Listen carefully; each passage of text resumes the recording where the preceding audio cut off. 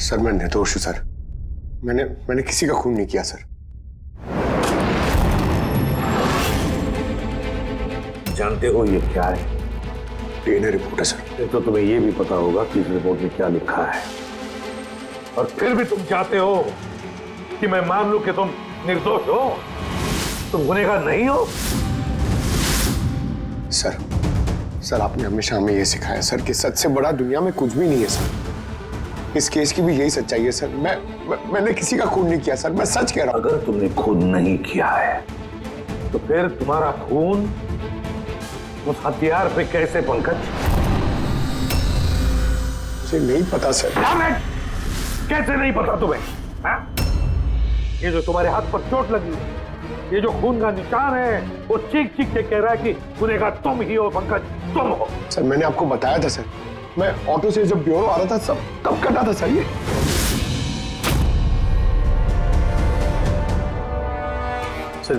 ये भी हो सकता है कि कोई पंकज को फंसाने की कोशिश कर रहा हो।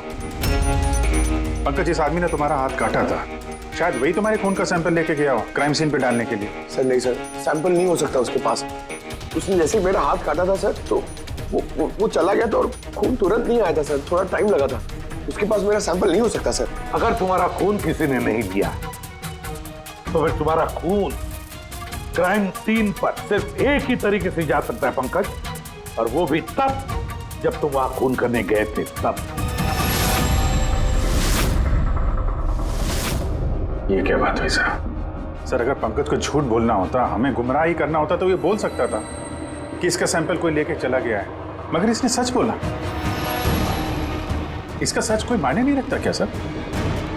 हाँ अभिजीत, सच बहुत मायने रखता है, लेकिन फिलहाल इस केस का सच यही है कि इस खून का एक ही सस्पेक्ट है और वो है पंकज।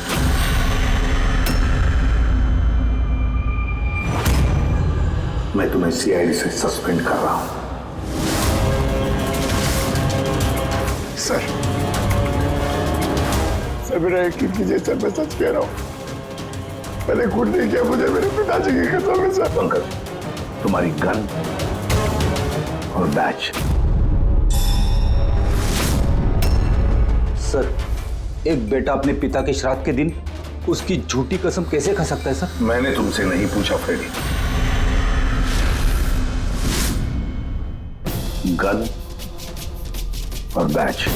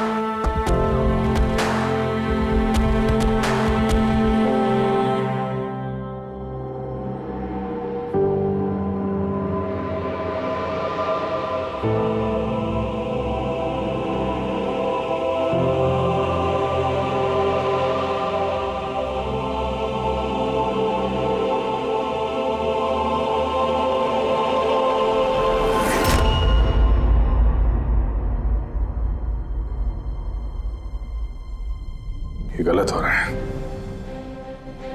एकदम गलत हो रहा है। नो ऑफेंस सर, लेकिन आप हम सब पे ऐसे हमेशा शक नहीं कर सकते। ये तुम क्या कह रहे हो अभिजीत? क्या गलत कहा मैंने? जब भी कभी किसी सीआईडी ऑफिसर के ऊपर झूठा इल्जाम लगता है, आप हम पे कभी भरोसा नहीं करते। ये तुम क्या बोल रहे हो अभिजीत?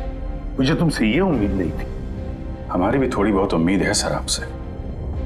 आपके एक इशारे पे जान देने को तैयार खड़े रहते हैं हम लोग।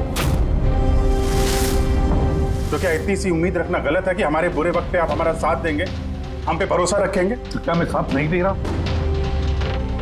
सच जाने की कोशिश नहीं कर रहा हूं मैं? सच के इस सफर में आपने कई बार हमारे आत्मसम्मान को चोट पहुंचाई है सर, हमारे फर्ज, हमारी वफादारी पे शक करके।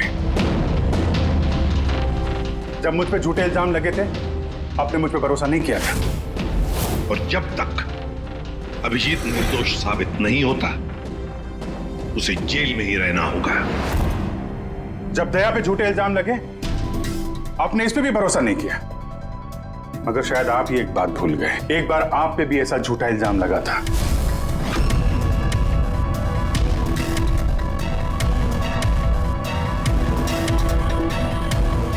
उस वक्त हम में से किसी ने भी आप पे शक नहीं किया था, बल्कि एक मजबूत दीवार बनकर सामने डटे खड़े रहे थे ताकि आपके ऊपर आंच ना आ सके।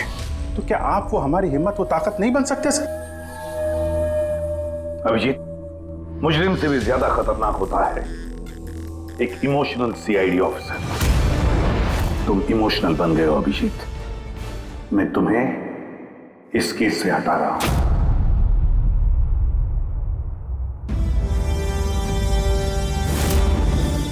दया, पूर्वी, अब से पंकज की केस तुम दोनों इन्वेस्टिगेट करोगे, सिर्फ और सिर्फ तुम दोनों। ठीक है सर। अब आपको मुझ पे इतना भी भरोसा नहीं रहा कि मैं इस केस को न्यूट्रल तरीके से देख पाऊंगा भी या नहीं। इतने साल की ड्यूटी का ऐसा मेडल तो किस्मत वालों को मिलता है।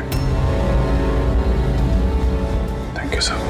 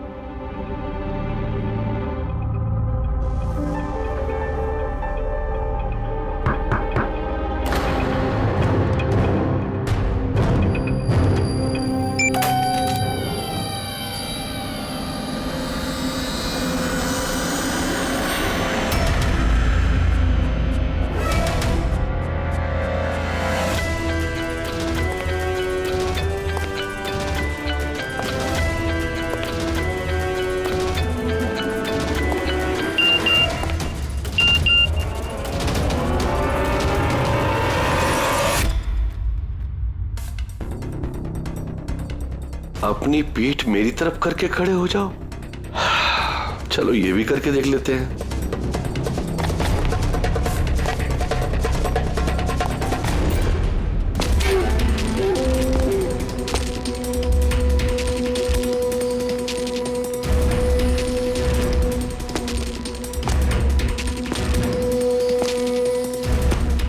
आप आ गए सर?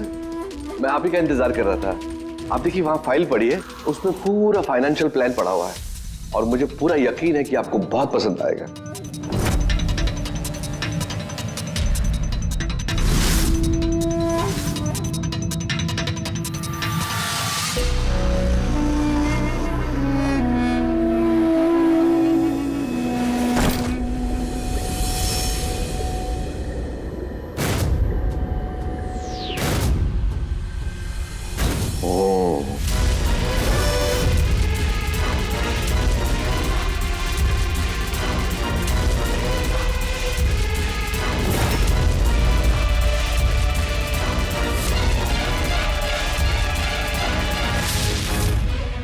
अरे ये तो नकली है। हेलो एसीपी प्रद्युमन ये कब? अच्छा ठीक है।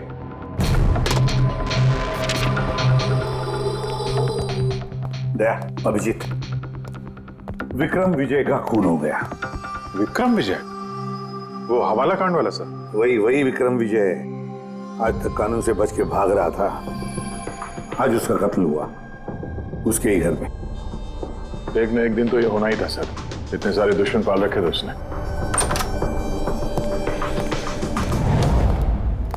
सर रियली सॉरी सर, थोड़ा लेट हो गया। क्या बात है पंकज, कहाँ रह गए थे तुम? सर वो डैड का श्राद्ध था सर, आज मंदिर गया था सर पूजा करने।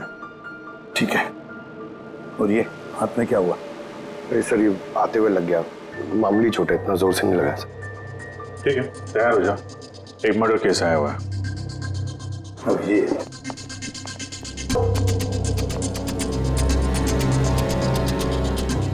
इसका मर्डर हुआ है पूरे? विक्रम विजय का।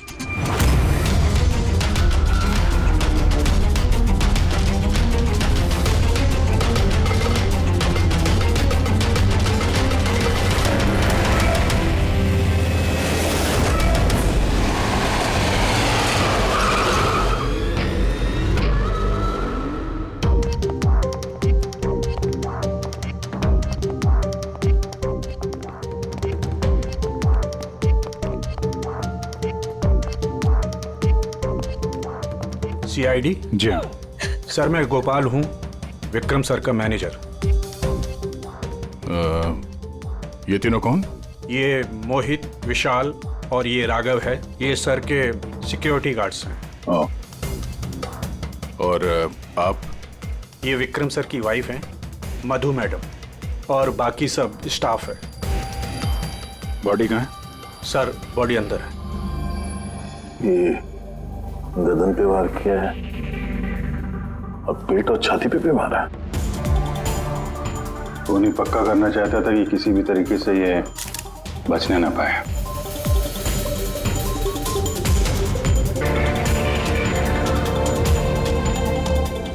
लगता है इससे हमला किया है उस पे।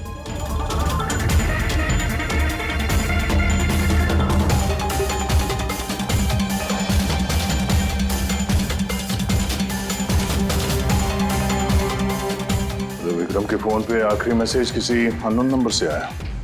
अपनी पीठ मेरी तरफ करके खड़े हो जाओ। पीठ मेरी तरफ मतलब वो आदमी इसको अपना चेहरा नहीं दिखाना चाहता था क्या?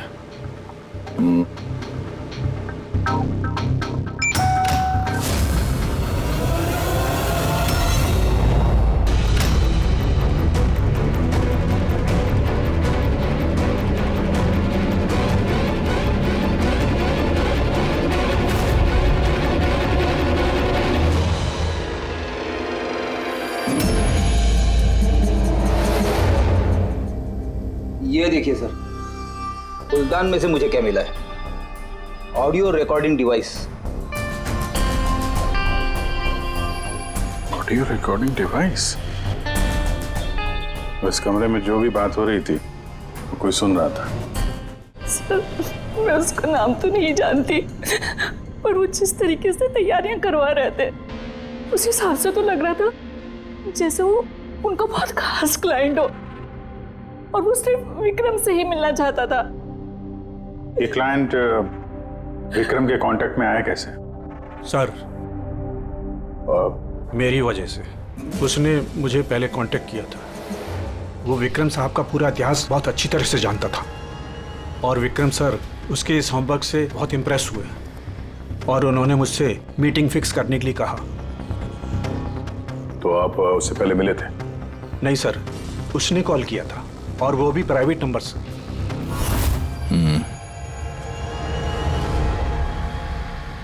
तो आप लोगों ने मीटिंग से पहले पूरी तैयारी कर ली थी? हाँ जी सर। उस कमरे को अच्छी तरह से चेक कर लिया था? हाँ। तो फिर ये ऑडियो की रिकॉर्डिंग डिवाइस ये कमरे में कैसे पहुंची? सर ये कहाँ से आया? फ्लावर में। फ्लावर पॉट में? वो तो तूने चेक किया था ना मोहित? मैंने चेक किया था सर, लेकिन मुझे फ्लावर पॉट में दिखा नहीं था। दिखा नहीं था? जी नहीं। अच्छा, ऐसे कैसे दिखा नहीं था? ब्यूरो चल, वहां पे अच्छे अच्छे को दिखने लगता है।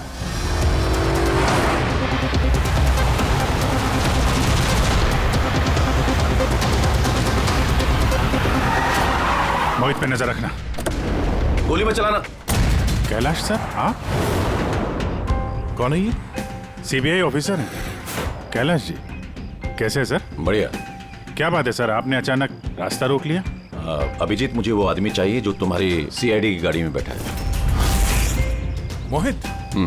वो हमारा मुजरिम है सर, हम उसे ब्यूरो ले जा रहे हैं इंटेरोगेट करने के लिए। नहीं अभिजीत, वो मुजरिम नहीं है, एक सीबीआई अफसर है। क्या करें आप? ये मोहित सीबीआई ऑफिसर है? मगर सर ये तो वो गार्ड की नौकरी कर रहा था विक्रम के। दिखावा, सच को छिपाने के लिए। कैसा सच? मोहित एक अंडरकवर है और मेरे कहने पर वहाँ ड्यूटी कर रहा था, और मेरे कहने पे ही उसने विक्रम के वहाँ वो रिकॉर्डिंग डिवाइस लगाई थी। और इसीलिए कुछ भी बताने से मना कर रहा था। ये अंडरकवर है, मर जाएगा मगर प्रोटोकॉल नहीं तोड़ेगा। नहीं ठीक है सर, वो एक्चुअली थोड़ी बहुत पूछताछ करनी पड़ेगी, खून का मामला है। जस्ट जनरल बातचीत। और हमें वो ऑडियो रिकॉर्डिंग मिल सकती है सर? हम जानना चाहते हैं कि खूनी और विक्रम के बीच क्या बात हुई थी। आप आ गए सर? मैं आप ही का इंतजार कर रहा था। आप देखिए वहां फाइल पड़ी है, उसमें पूरा फाइनेंशियल प्लान पड़ा हुआ है और मुझे पूरा यकीन है कि आपको बहुत पसंद आएगा। ये नोट तो नकली है। सर ऐसा लगता है कि विक्रम विजय खूनी को जानता है, इसलिए खूनी ने उसे अपना चेहरा देखने ही नहीं दिया। और जैसे ही विक्रम को पता चला कि जो पैसे उसे दिए गए हैं वो नकली हैं, खूनी ने उसे मार दिया और बैग लेके चला गया। तो काम करते हैं, इस मोहित से अंडरकवर कॉप से पूछताछ करते हैं। I'm sorry सर, ये केस अभी तक बंद नहीं हुआ है, इसलिए अगर मैं आप लोगों को कुछ भी और बताता हूँ तो वो प्रोटोकॉल का उल्लंघन होगा, विच I don't want.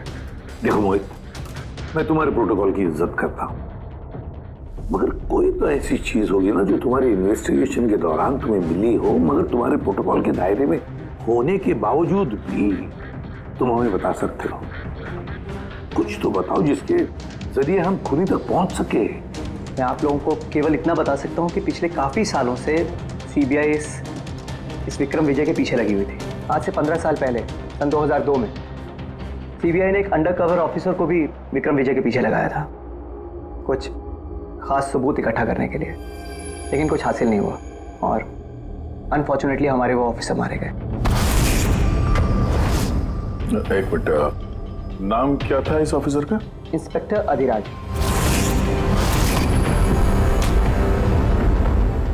Inspector Adhiraj. इस बोतल पे जो खून है, इस खून में विक्रम की डीएनए के अलावा किसी और का भी डीएनए। विक्रम के डीएनए के अलावा किसी और का भी डीएनए है? मेरे कहने का मतलब है कोई और भी था।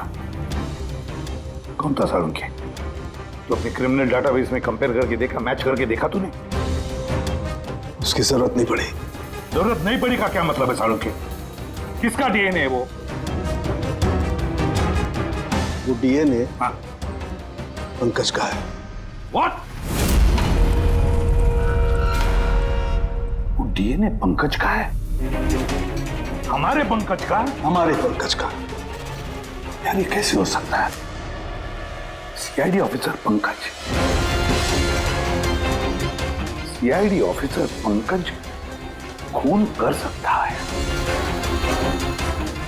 हमारा एक ऑफिसर खूनी है। लेकिन सर पंकज खून क्यों करेगा? वही तो,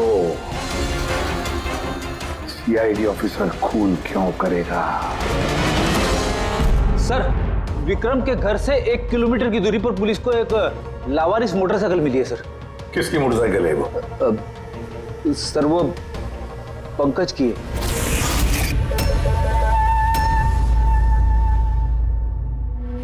लगा मुझे। क्या मतलब? पंकज की बाइक पड़ी है वहां पे और आप लोगों को हैरानी नहीं हुई? फ्रेडी विक्रम विजय जिसकी मौत हुई है आज, 15 साल पहले अधिराज जी, पंकज के पिता, एक अंडरकवर कॉप, बॉडीगार्ड बन के विक्रम विजय के खिलाफ सबूत इकट्ठा कर रहे थे और उसी दौरान वो मारे भी गए। मतलब सर, पंकज को ये लगता है कि उसके पिताजी की मौत के पीछे विक्रम विजय का हाथ था और इसीलिए उसने अपने पिताजी की मौत का बदला लेने के लिए।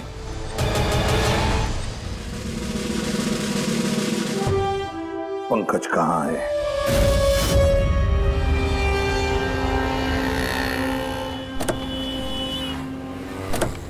अरे सर, आप लोग? यही सवाल तो हम भी तुमसे पूछने वाले थे। तुम यहाँ क्या कर रहे हो? तुम तो बीमार थे ना? अरे सर, बाइक चोरी हो गई थी मेरी। ये सामने पुलिस स्टेशन में रिपोर्टर कहाने आया था। ये देखिए। हमें पता है तुम्हारी बाइक कहाँ है। आप लोग को कैसे पता सर? तुम्हारी बाइक विक्रम विजय के घर के पास मिली है। वही विक्रम विजय जो तुम्हारे पिता का खूनी है। जब ब्यूरो में एसीपी साहब ने बताया कि विक्रम विजय का खून हुआ है, तो तुम्हें पता था ना कि वही विक्रम विजय है? हाँ सर। अरे तो ब्यूरो में क्यों नहीं बताया तुमने? तुम्हें बताना चाहिए था ना कि विक्रम विजय तुम्हारे पिता का खूनी है। सर, डैड का श्राद्ध था सर। मंदिर से ब्यूरो आ रहा था, उनके बारे में सोच रहा था, ये न्यूज आ गई। एकदम हिल गया था सर, समझ में नहीं आ रहा था क्या करूं। और ये हाथ जो तुम्हारा कटा हुआ है, एग्जैक्टली हुआ क्या था? सर, ये तो जब मैं मंदिर से ऑटो पकड़ के आ रहा था,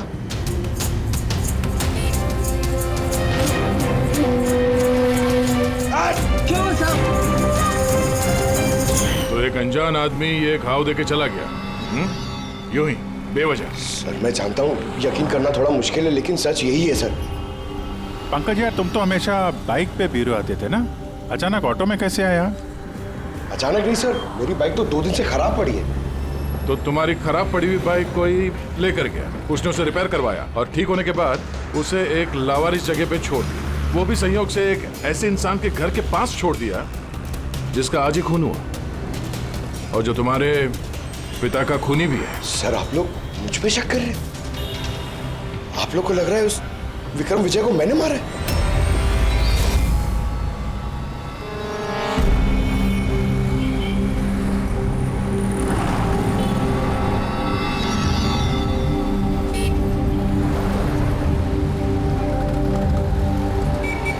अगर ये पंकज अपने घर से विक्रम के घर पे गया होगा तो वो यहाँ इस जंक्शन से गुजरा होगा।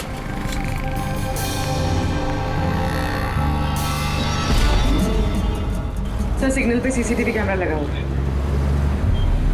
इस सीसीटीवी कैमरा के फुटेज से पता चल जाएगा कि पंकज यहाँ से गया था उस बाइक पे या कोई और था वो।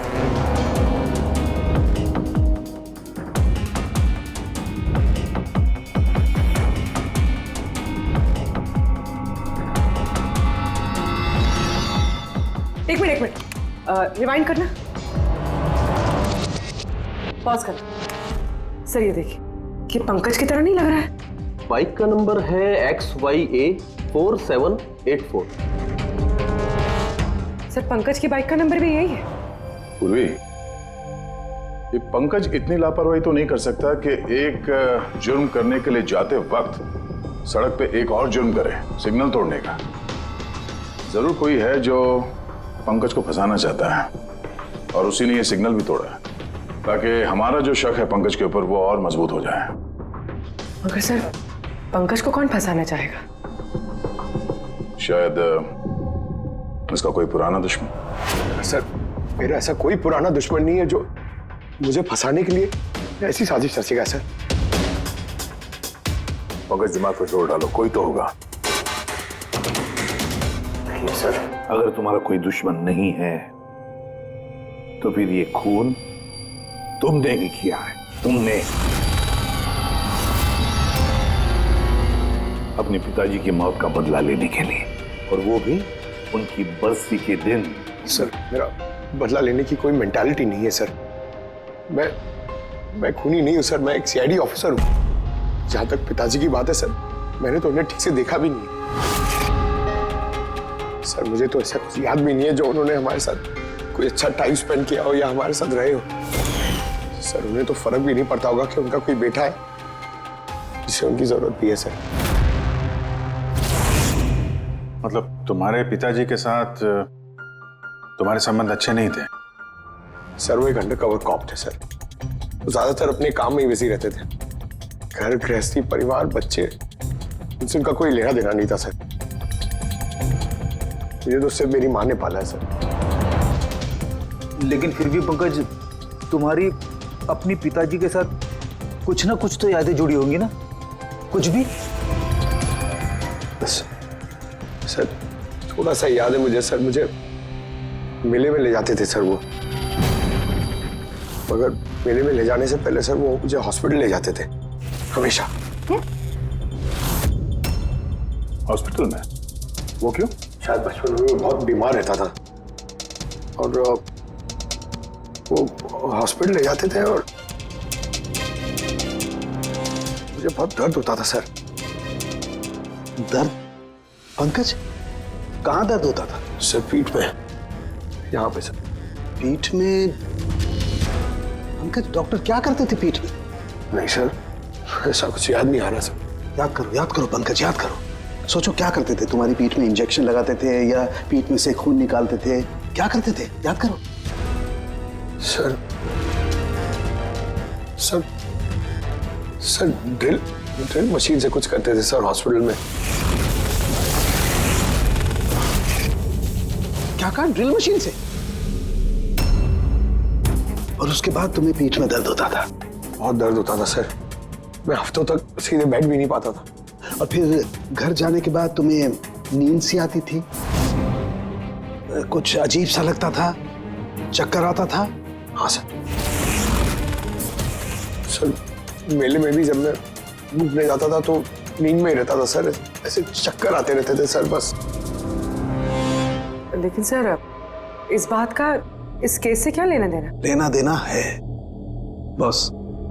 मुझे लगता है इसके पिताजी ने इसकी बहुत छोटी उम्र में इसका बोन मैरो डोनेट करवा दिया था। लेकिन सर बच्चों का बोन मैरो डोनेट करवाना तो गैरकानूनी है ना? गैरकानूनी है, लेकिन मुझे लगता है बॉस पैसे की वजह से या किसी भी और वजह से उस डॉक्टर ने इसके पिताजी के लिए ये सब कुछ किया था। वो ठीक है सर, लेकिन मेरी समझ में अभी भी ये नहीं आ रहा है कि इस बात का इस केस से क्या कनेक्शन है? कनेक्शन ऐसे है पूर्वी कि कई बार जब बोन मैरो डोनेट किया जाता है तो जिसे बोन मैरो डोनेट किया जा रहा है उस व्यक्ति को ह्यूमन काइमेरिज्म हो जाता है। ह्यूमन काइमेरिज्म? ये क्या है सनकु साहब? यूं समझो कि जिस व्यक्ति को बोन मैरो डोनेट किया जा रहा है उस व्यक्ति के शरीर में 2 डीएनए पैदा हो जाते हैं। एक डीएनए वो जो उसका खुद का है ओरिजिनल, और दूसरा डीएनए वो जो बोन मैरो जिसका ट्रांसप्लांट हुआ है उसका। इसका मतलब है सर पंकज का बोन मैरो जिसे मिला शायद उसके खून में भी ये पंकज का डीएनए शामिल है। Exactly that. बस मुझे लगता है कोई बहुत ही खास होगा वो जिसके लिए पंकज के पिताजी ने ये सब कुछ किया। कोई ऐसा खास आदमी जो पंकज के पिताजी इंस्पेक्टर अधिराज के बहुत ही करीब था और उसकी मौत का बदला लेने के लिए उसने ये खून कर डाला। पर कौन?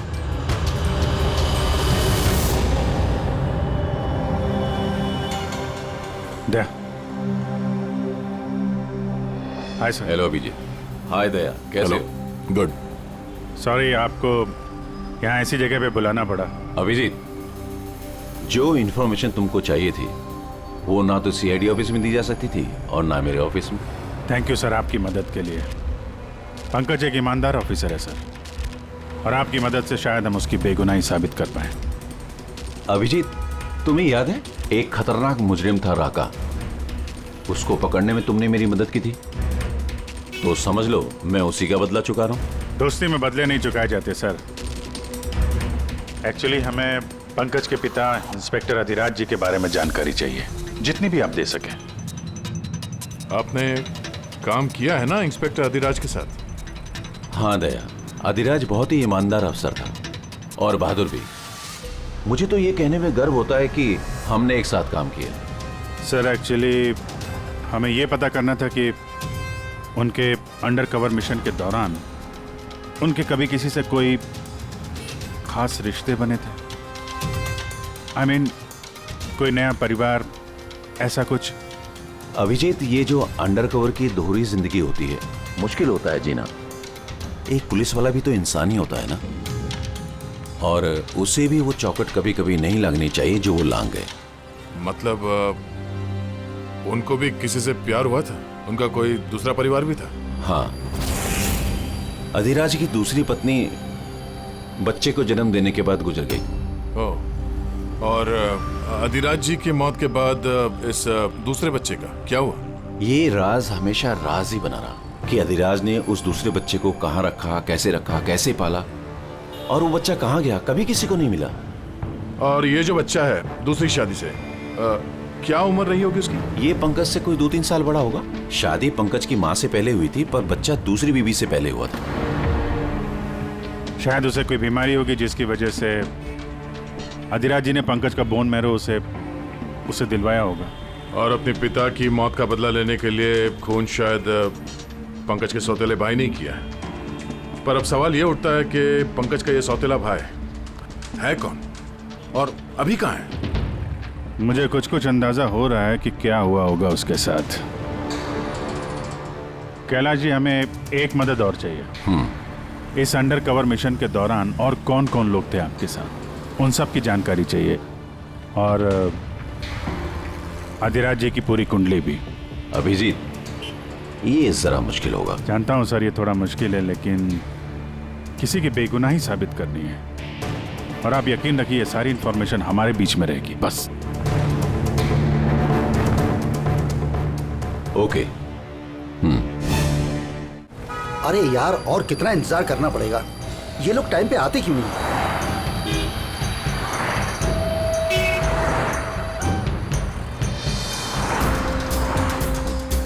अरे यार, आधे घंटे से इंतजार कर रहा हूँ। अरे मुझे आज ही पूरा पैसा चाहिए। अरे मुझे निकलना है इस शहर से आज ही। तेरा हिसाब तो मैं आज, अभी और इसी वक्त चुकता कर दूंगा।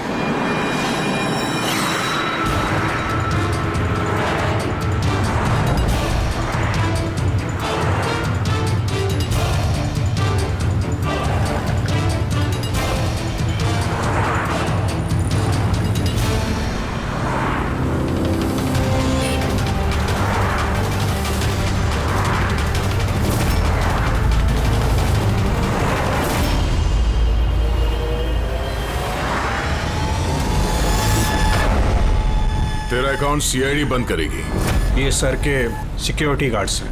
नहीं अभिजीत, वो मुजरिम नहीं है, एक सीबीआई अफसर है।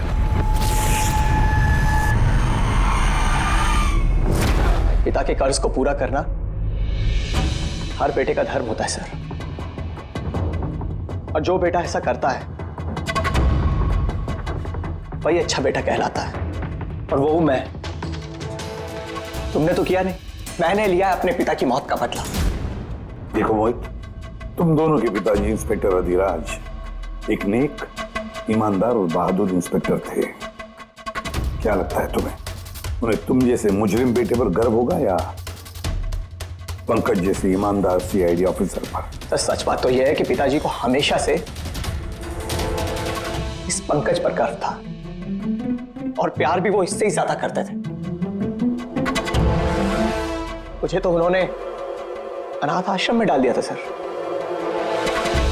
ताकि उनके दूसरे परिवार पे कोई आंच ना आ सके।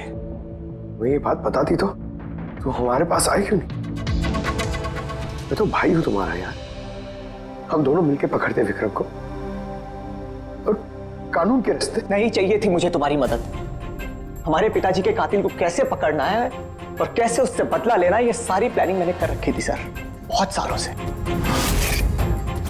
और यही कारण है कि मैं सीबीआई ऑफिसर बना, और ठीक हमारे पिताजी की तरह ही एक अंडरकवर ऑपरेशन पे गया विक्रम विजय के खिलाफ। लेकिन इस बार उसे सजा दिलवाने के लिए नहीं सर, बल्कि उसे खत्म करने के लिए। एक सीबीआई ऑफिसर होकर भी तुमने जुर्म किया, तुम जैसे लोगों की वजह से ही लोग कानून पर विश्वास करने से कतराते हैं। इस काम में केतन ने तुम्हारी मदद की थी ना? हाँ सर, केतन भी मेरे पिताजी के साथ काम करता था। वो भी एक अंडरकवर कॉप था। उसी ने मुझे सब कुछ बताया और उसके बताने से ही मुझे पता चला कि बचपन में मेरा एक ऑपरेशन भी हुआ था।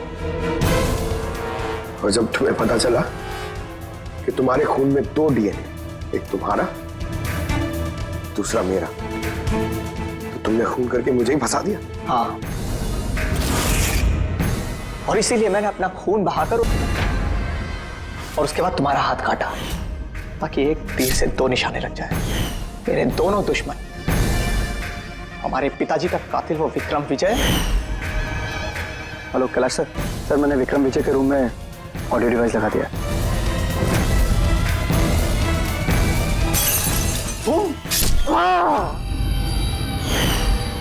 और तुम, मुझसे इतनी नफरत क्यों है तुम्हें भाई? क्यों ना करो तुमसे नफरत?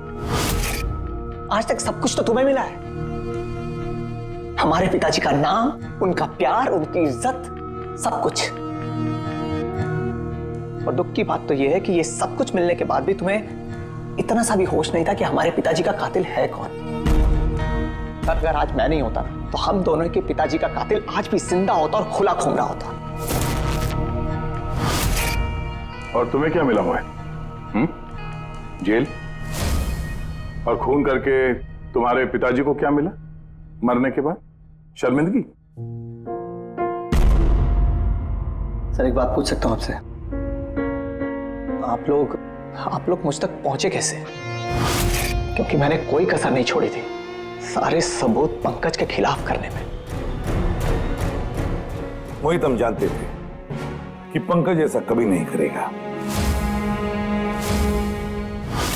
और रही बात तुम तक पहुंचने की, जब हमें 2 डीएनए के बारे में पता चला तो हमने तुम्हारे पिताजी इंस्पेक्टर अधिराज का बैकग्राउंड चेक किया। उसमें हमें पता चला कि उनका और भी एक बेटा है, तुम। और फिर बस हमने उस बेटे की पूरी कुंडली निकाली, मतलब तुम्हारी। और फिर सारा मामला समझ में आ गया। बहुत गलत किया तुमने मोहित, बहुत गलत किया। कानून तुम्हें कड़ी से कड़ी सजा देगा, शायद उम्र कैद या फांसी।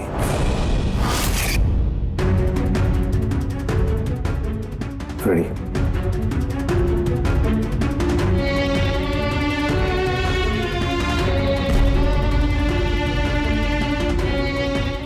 Ready sir.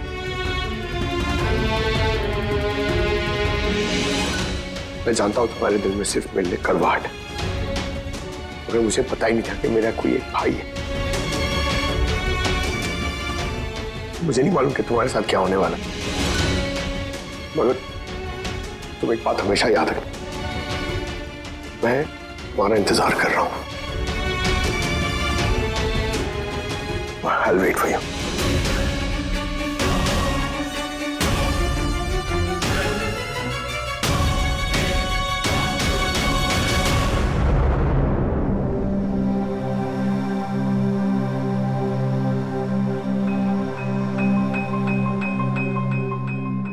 पंकज, देखो, तुम्हारे में ये जो अच्छाई है ना, इसे कायम जिंदा रखना, कायम। Welcome back to CID. Thank you sir. Sir, I am sorry sir. आप सही कह रहे थे। इमोशनल होके मैं कुछ जरूरत से ज्यादा ही बोल गया सर। I am sorry. देखो अभिजीत, तुम सब लोग मेरे लिए ना सिर्फ सीआईडी ऑफिसर्स हो, बल्कि मेरा गुरूर हो, मेरा आत्मविश्वास हो, मेरी ताकत हो। और एसीपी प्रद्युमन ने आज तक अपनी ताकत पर कभी शक नहीं किया और ना कभी करेगा। इम्तिहान की घड़ियां तो आती है और आती रहेंगी भी, मगर फर्ज की राह पर चलते वक्त अगर अपने बेटे पर भी गोली चलाना क्यों न पड़े, हाथ कांपने नहीं चाहिए।